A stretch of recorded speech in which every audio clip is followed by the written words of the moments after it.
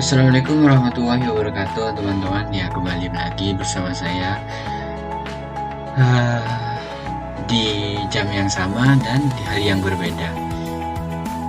Keberadaan saya sama seperti yang sudah kemarin saya buat video, yang mana judulnya di sana mengenai bahasa pemrograman PHP, teman-teman. Di sini saya buat program lagi, tapi ada kondisi di sini. Kondisinya itu sama seperti program seperti bahasa-bahasa yang lain. Ada kondisi if else, yang mana jika jumlah yang if bukan jumlah, kondisi yang if itu tidak terpenuhi, maka dia akan ke kondisi yang else-nya. Seperti contoh pada program di sini. Sini saya akan membuat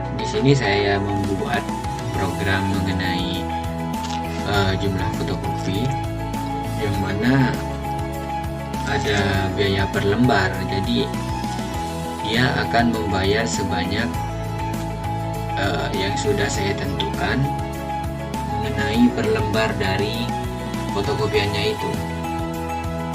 Nah, di sini ada variabel jumlah fotokopi, yang mana saya sudah isi dengan angka 158, dan juga biaya per lembar kita kasih 0 dulu. Nah, di sini ada kondisi if, yang mana kondisi if di sini jumlah fotokopi yang ini yang 158 itu kurang dari 100. Apabila kurang dari 100, jumlahnya ini yang 158 ini kurang dari 100, maka dia akan mengeksekusi ini atau menampilkan ini. Tetapi jika tidak cocok, maka dia akan ke else if-nya, yang mana terdapat kondisi lagi. Jika yang tadi kurang dari 100, kalau yang ini kurang atau sama dengan 100. Jadi kalau di sini tidak terpenuhi kurang dari 100, maka dia akan ke else if-nya. Dan jika di sini kondisinya terpenuhi, apabila jumlah fotokopi itu kurang dari atau sama dengan 200, maka di sini akan dieksekusi. Tetapi jika ini tidak terpenuhi lagi, maka dia ke else-nya, yang mana else-nya ini dia akan menampilkan biaya lembarnya sama dengan 80. Jadi kalau kedua else if dan if-nya ini, yang ini tidak terpenuhi, maka otomatis secara langsung dia akan mengeksekusi yang ini. Nah, di sini terdapat rumus lagi yang sudah saya buat untuk menghitung total biayanya. Jumlah fotokopi tadi itu dikalikan biaya per lembarnya.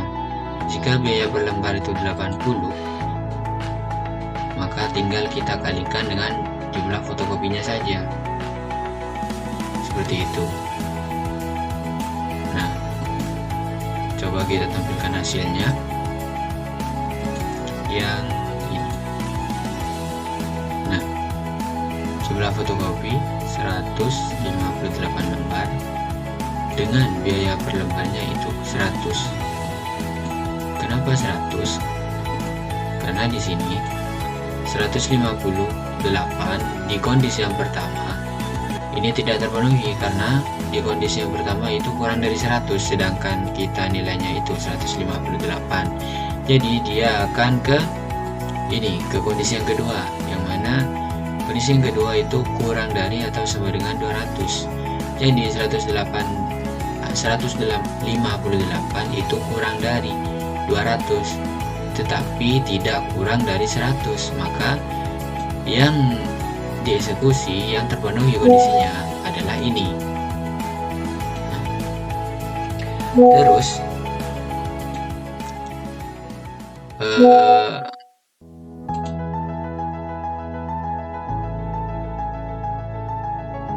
maka tampilannya itu seperti ini. Nah, ini yang harganya 15.800. Kenapa ini seperti ini? Saya tidak memakai number format kayak tadi, jadi hasilnya seperti ini.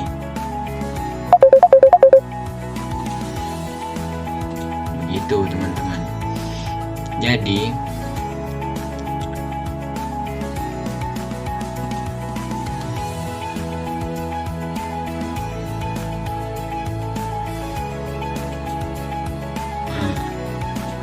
mungkin bisa dipahami untuk program yang pertama. Kita lanjut saja ke program kita yang kedua, yang mana di sini terdapat penentuan nilai. Kalau 90 sampai 100 itu baik sekali atau A, 76 sampai 289 itu B, dan untuk 60 sampai 75 itu C, nilainya C. 50 sampai 59 itu D, dan 0 sampai 50 itu E. Yang mana di sini ada dua kondisi yang sudah saya buat. Yang pertama menggunakan if, yang kedua kita menggunakan switch case. Oke, yang pertama ini saya ingin jelaskan mengenai if-nya. If saya memakai nilai 85 di sini, jadi yang saya inputkan itu nilainya 85. Keterangan ini adalah spasi untuk memberi spasi. Oh enggak, bukan spasi. Ini adalah isi dari kondisi ini nanti. Kondisi mana yang akan terpilih, maka dia akan masuk ke sini, ke variabel ini. Dan kita tampilkan di sini. Nah, baik, ini 85. Pada kondisi yang pertama, ini nilainya itu lebih besar atau sama dengan 90, dan nilai kurang dari atau sama dengan 100. Jadi dan ini adalah suatu operator, yang mana operator dan ini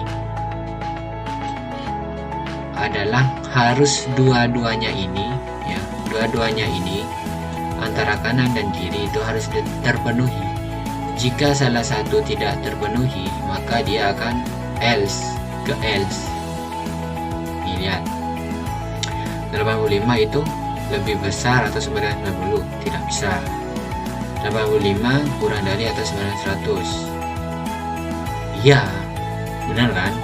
Cuman di sini yang tidak terpenuhi, maka dia akan ke else if-nya, yang mana pada nilai else if, nilai itu lebih besar atau sama dengan 76. Betul, ini betul. Terus yang ini, nilai kurang dari atau sama dengan 89. Betul.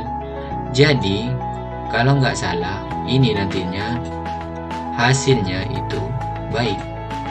Nah, ini ya kan, baik. Kenapa baik? Karena di sini dua-dua kondisinya itu terpenuhi, makanya yang ini yang dicetak. Jadi kalau semisal ini masih tidak terpenuhi, dia akan ke sini lagi memeriksa kondisi yang ini, yang else if ini. Terus jika tidak, dia akan memeriksa lagi terus sampai ke bawah. Dan jika semuanya tidak terpenuhi, maka dia akan langsung otomatis ke ini, yang mana nilai tidak valid. Nah, dia akan mencetak keterangan ini, nilai tidak valid. Semisal kita kasih berapa ya, min 1 lah, 1. Terus coba kita tampilkan. Nah, ini hasilnya, nilai tidak valid. Jadi dia otomatis akan mengeksekusi yang ini apabila dari keseluruhan ini tidak terpenuhi. Begitu. Terus selanjutnya switch case sama seperti else if yang tadi. Yang mana case yang pertama itu tidak terpenuhi, maka dia akan ke case yang kedua. Jika case yang kedua tidak terpenuhi, maka dia akan ke case yang ketiga. Tetapi jika case yang ketiga tidak terpenuhi, dia akan ke case yang keempat. Terus sampai pada akhirnya kalau tidak terpenuhi semua switch case-nya ini, maka dia akan mencetak ini defaultnya sama seperti else if yang tadi. Semisal kita kasih min 1 juga, min 1, kita lihat hasilnya sama, nilai itu tidak valid. Begitu, bisa dipahami ya teman-teman. Lanjut pada program yang ketiga. Di sini saya membuat ini untuk menentukan hari pada bulan apa, ada berapa hari, seperti itu. Di sini saya membuat variabel bulan dengan diisi Februari, yang mana pada switch bulan case yang pertama tidak terpenuhi. Kenapa? Karena tidak ada Februari. Jadi bukan ini yang dicetak, bukan yang 31 ini. Berarti kita lanjut ke yang kedua. Apakah Februari ada di case yang kedua? Ternyata tidak ada, berarti bukan ini yang ditampilkan, bukan 30 hari berarti. Terus yang case selanjutnya, apakah ada Februari? Ya, ada di case yang ketiga. Dia jumlah harinya itu 28 atau 29 dan merupakan tahun kebisan. Nah, jadi ini yang akan ditampilkan oleh echo yang di bawah. Nah, terus kalau sama seperti yang tadi, kalau case-nya ini tidak terpenuhi, maka dia akan menampilkan case yang paling bawah. Bukan case, ini namanya default, yang mana default ini akan ditampilkan jika keseluruhan case-nya ini tidak terpenuhi. Jadi seperti itu. Nih contohnya, hasilnya, outputnya seperti ini. Nah, Februari. Kalau kita ganti ke Juni. Nah, di sini akan berubah. Nah, itu ada 30 hari. Karena di case yang kedua ini sudah ada Juni. Yang mana case yang kedua itu dia akan mengeksekusi ini. Jumlah harinya itu ada 30. Jadi 30 ini akan ditampilkan di echo di bawah. Jadi seperti itu. Mungkin dapat dipahami ya teman-teman. Terima kasih atas waktunya, dan apabila ada teman-teman mungkin kurang paham, bisa komen atau tanya saya welcome orangnya, jadi gak usah malu-malu.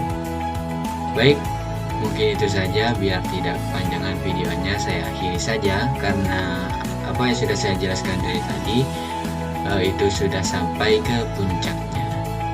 Baik, terima kasih. Wassalamualaikum warahmatullahi wabarakatuh.